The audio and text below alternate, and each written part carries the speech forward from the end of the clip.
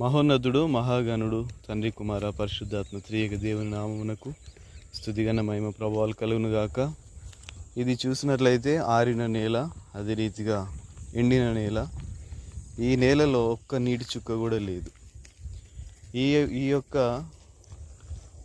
సమాచారం నేను మీకు ఎందుకు తెలియజేస్తున్నానంటే, నీరు లేనటువంటి భూమి ఏ రీతిగా ఎండిపోయి అదే రీతిగా నెర్రలు పట్టి నిరుపయోగకరంగా ఉంటుందో, యేసుక్రీస్తు మన జీవితాల్లో ఉన్నప్పుడు కూడా మన జీవితం ఎప్పుడు పచ్చగా ఉండడానికి అవకాశం ఉంటుంది. ఎప్పుడైతే మన లోపల నుండి యేసుక్రీస్తు మనం అవాయిడ్ చేస్తాం, యేసుక్రీస్తు వారిని ఆయన దగ్గరికి రాకుండా, ప్రార్థన చేయకుండా, ఆయనను మనం ఆహ్వానించకుండా ఒకవేళ చేస్తే మన జీవితాలు కూడా ఎండిన నేల వలె, నెర్రలు వారిన నేల వలె తయారవుతాయి. కాబట్టి మన యేసుక్రీస్తుని ఆయన అన్నాడు, నేను నిత్య జీవజలముల ఊటను అని చెప్పి దేవుడు అంటున్నాడు. కాబట్టి ఆ జీవజలపు ఊట అయినటువంటి దేవుణ్ణి ఎల్లవేళలా మనం మన హృదయాల్లో, మన జీవితాల్లో, మన కుటుంబాలలో,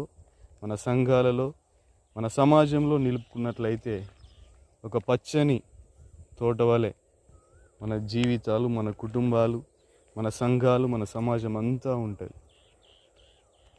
కాబట్టి మన దేవుడు జీవజలపు ఊట కనుక ఆయనను మనం మన హృదయాల్లో నిలుపుకోవాలి.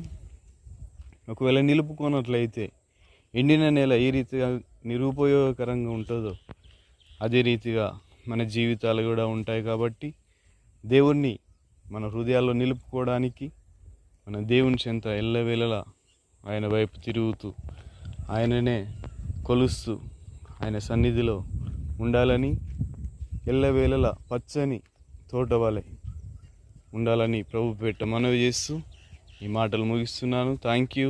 God bless you all.